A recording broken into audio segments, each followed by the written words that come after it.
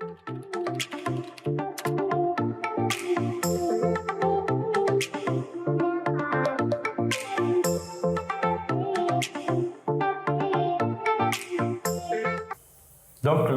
ici, nous allons chercher maintenant la deuxième solution qui est xd.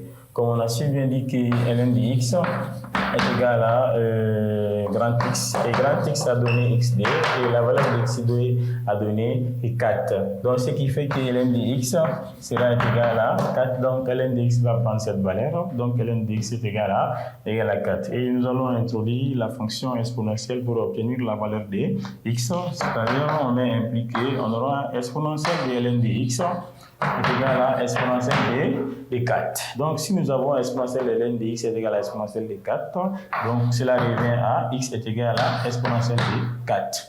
Donc, qui sera la deuxième solution de notre équation. Donc, l'ensemble solution revient à donner la valeur de x1 qui est exponentielle de moins 1 et la valeur de x2 qui est exponentielle de 4. Donc, c'était ce qu'on avait demandé de résoudre au niveau de ln de x au carré moins 3 ln de x plus moins 4 égale à 0. Maintenant, on va passer à l'étape suivante qui est l'équation 2. L'équation D, on a donné exponentielle de 2x moins 3 exponentielle de x moins 4. On demande d'en déduire cette équation à l'aide de grand x, à l'aide de x carré moins 3x moins 4 égale à 0. La première question et la deuxième question petit a, on a demandé de résoudre cette équation qui est x carré moins 3x moins 4 égale à 0. On a obtenu x égale à moins 1 et x est égal à 4. Et on nous demande d'en déduire cette équation à l'aide de cette équation. Donc là, on va faire changement des variables. Posons tout simplement exponentielle de x est égal à grand X. Voilà, on a changé les expos en grand X. Expo de x est égal à grand X. Là où nous avons les exponentielles de x, ces exponentielles seront remplacées par grand X. Et dans ce cas, on va avoir grand X carré moins 3 grand X moins 4 égale à 0. Voilà ici une équation de second degré sous la forme de x carré plus bx plus c. On a déjà résolu cette équation avec petit x et nous avons obtenu ces deux valeurs, moins 1 et xd est égal à 4. Voilà, x1 est égal à moins 1 et xd est égal à 4. Et pour résoudre cette équation, on revient à exponentielle de x qui est égal à grand X. Grand X a donné des valeurs. La première valeur, grand X1 et la seconde valeur, grand XD.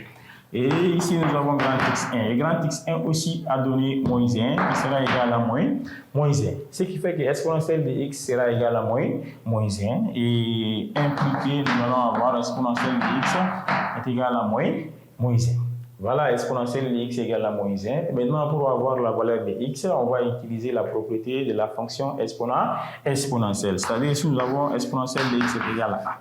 Pour obtenir x, on est obligé d'introduire la fonction logarithme, c'est-à-dire la fonction ln de x ici.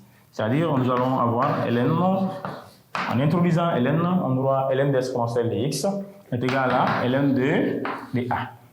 Donc, ln d'exponentielle de x est égal à x, ce qui fait que x est égal à ln de a. Voilà, à l'aide de cette résolution, nous allons résoudre notre équation expo de x égale à moins 1. Voilà, on va avoir expo de x est égal à moins 1.